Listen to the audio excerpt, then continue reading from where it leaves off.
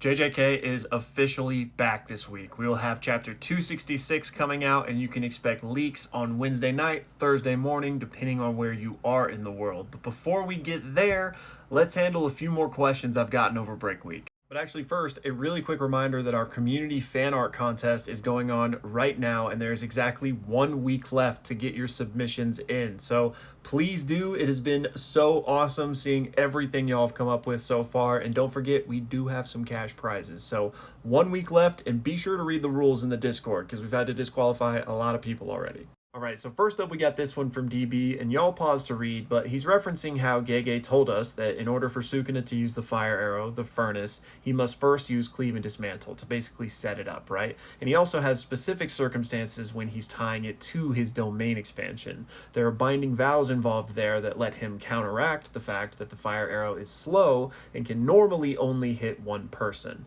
Anyways, in this fight right now with Yuji and Sukuna, we know Yuji has been using cleave and dismantle, so might he similarly be setting the stage for his own fire arrow? And what I'll say is, I hope so. I hope we get to see Yuji's version of that before this story ends. And I say version because just like his cleave and dismantle are scissors, I would imagine his fire arrow will be a little bit different than Sukuna's as well. Now, where things get a bit murky is the binding vows that Sukuna explicitly used in conjunction with his fire arrow that I was just alluding to. We don't know if Yuji will use it in that same way. He might have his complete own way that he envisions it, using his own specific binding vows, meaning he may not need to set up with cleave and dismantles, at least not in the same way that Sukuna does. But in any case, I do hope we see it, and it does feel like he has met that requirement should he also have that requirement. Now, I know that was a mouthful, but in any case, I'm here with you, and I hope we see this. Next up, Knight has this hypothetical for me where he says, if I think Sukuna was given the opportunity to help Geto in his mission to eliminate all non-sorcerers, do I think he would, out of curiosity and intrigue? And honestly, no. Purely on curiosity, I don't think it would be enough for Sukuna to put forth that much effort. I think there would need to be something in it for him. We know that he is only out for himself, right? And I think Kenjaku is a really good kind of example of this because we know that Sukuna is helping Kenjaku see this merger to fruition, but I don't think it's purely out of curiosity. I think Sukuna is bound by his binding vows, and also the merger gives him an interesting thing to kind of test his skills against potentially, right? So he's getting something monstrous and powerful that he will get to fight potentially. In the Geto scenario, that ultimate circumstance is to rid the world of cursed energy and ultimately probably rid Sukuna of a lot of the best fights he could potentially have. So I think in particular, he wouldn't really want that outcome to begin with, and the curiosity side of it alone, I don't think would be enough. Next up, we got a few questions from Cam here, and I'm actually going to start with this bottom one, pause to read it, but Cam is talking about when Sukuna did his domain expansion a few chapters back, the one that caught a bunch of people in it, you know, Maki, Yuji, Choso, etc. We were told that there were a bunch of impromptu binding vows that allowed him to have that domain going. We know that one of them was that it had a 99-second timer in order to not lose any output given his weakened state, right? Well, Cam is saying that perhaps another binding vow in that moment was that he limited his own movement within the domain. And I think that's a really cool idea. This is something that I don't know that we'll ever find out one way or the other at this point. I do agree with you that I don't think we saw him move during that because he opened the domain and then brought out the fire arrow and I think stood in that same spot the whole time. So that is really interesting. And you are correct. He is normally able to freely move in the domain. So the fact that he didn't could be something there. And then for the top question here, Cam says, in chapter 171, am I tripping or does it imply that it's possible to imbue a domain amplification within a curse technique? So no, that's not possible, and it's kind of an oxymoron. You can't have a domain amplification and a curse technique. But let's take a look at these panels and see what Cam's talking about. All right, so I think I see what happened here, and I think John Weary is to blame. If you know, you know. But let's take a look at this top translation, which I'm pretty sure must be what Cam read. It says, when Jogo and Hanami used domain amplification in Shibuya, it was powerful enough to include a curse technique that was sure to kill, but they refrained from doing so, thereby freeing capacity to pour in Gojo's curse technique and neutralize the Limitless. And then let's take a look at this translation down here. In Shibuya, Jogo and Hanami use domain amplification in a sure-hit domain to counteract Gojo's limitless curse techniques by deliberately not using their curse technique. So essentially, the really nutshell version of what domain amplification is a barrier with nothing in it. It has no curse technique imbued into it. So when it comes into contact with the curse technique, it wants to fill that emptiness, and that's how you negate somebody else's curse technique with domain amplification. That is how they were able to get through Limitless. You could think of it conceptually as if their domain amplification eating the Limitless to fill its empty space. Now, I have other videos explaining domain amplification, so check those out if you need the refresher.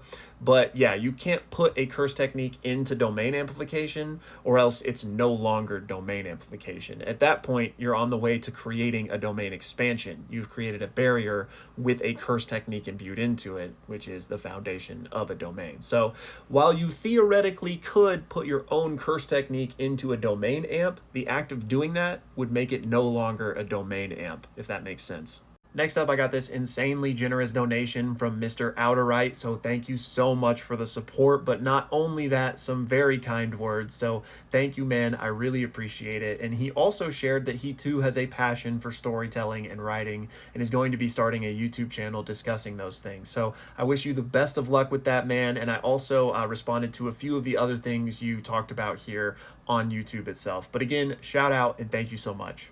Next up, we got this from Junior, and y'all pause to read, but he's essentially saying that this moment with Yuji and Sukuna needs to be the final showdown, because if Sukuna escapes and we continue with this cycle and somebody else overshadows Yuji, then he's going to be extremely disappointed. And what I'll say is I totally agree with you here at the end where you say that Yuji needs to be the one to put the final nail in this coffin. 100% with you. Now, I don't think that necessarily has to take the form of, Yuji going Super Saiyan and hitting the hollow purple that ends all hollow purples that destroys Sukuna. But he obviously needs to be the linchpin in Sukuna's downfall. But I think that can happen even without him landing a big Kamehameha wave, if that makes sense. Now, if it happens that way, fantastic. I just don't think it has to. So I don't know if this moment specifically, like in this weird scene with presumably leading into Yuji's domain, that it is going to be the end of Sukuna and there will be nothing else, because I do expect more things to happen. I think he will at least try to start the merger. So maybe that means Yuji successfully defeats this version of Sukuna, but then the merger happens and, yada, yada, yada. It could go out a million different ways, right? So I basically agree with you, but I am leaving the caveat that this may not be the actual final moment, but it does need to be Yuji that lays this to rest. Next up, we got this from GhostToast, and I gotta just say, fantastic name. Who doesn't love a good rhyme? But GhostToast says, I just watched a video by Broken Ronin talking about the thematic significance of jumping in Jujutsu Kaisen, and he wanted my thoughts on it. So I went and checked out this video. It was a good video. I largely agreed with a bunch of the points, and it basically boils down to jumping, aka teamwork, being this clashing ideal versus these pinnacles of solo strength, aka what Gojo and Sukuna represent. And Yuji, again, jumping people or teaming up with others, is really showing the value in that compared to these ideals of throwing everything away and pursuing, your own strength. So I really love that thematic clash.